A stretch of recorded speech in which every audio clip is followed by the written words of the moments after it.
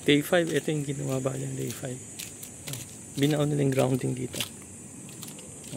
Bumasa yung grounding. Ito yun. Para sa metro para sa service entrance na Meralco.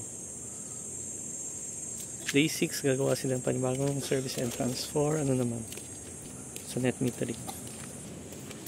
Day 5, ito yung electric na dadaan ba from the electrical room or from the inverter papunta dun sa net metering na outlet. Gagawa rin silang another breaker dito, medyo malaki. Yun parang may pinaka main breaker dito. So ayun, dalawa pa lang na didikit. May didikit pa sa ditong isa. Mamaya bukas. Tapos yun, gagawa siya di na rito, papasok dito sa inverter. So yun. Ito yung inspectionin ng Meralco para ma-approve niya yung net metering. From the net metering service entrance, ito line, yung line na gagawin papunta sa inverter. Ito yung ginawa niya sa electrical room. So gumawa sa mga boxes dito, yung kinabit na nila.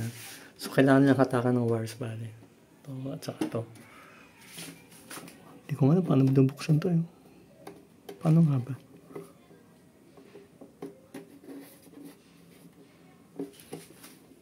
Wala akong idea paano binubuksan. So ito at saka ito.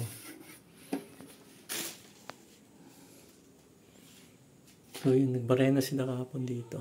Nung kahapon ba, nagbarena sila.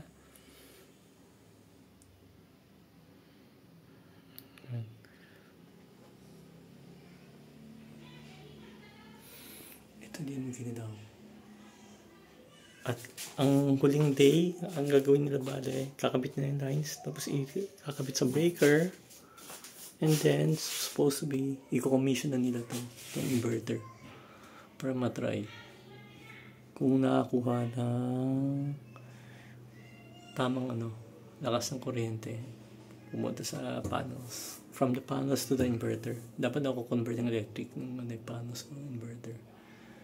Yung ito medyo mataas, kaya gagamit ng silya or hagdanan para makita. And then ito yung battery. Kailangan nilang isatin yung battery para mag-cycle siya everyday bali.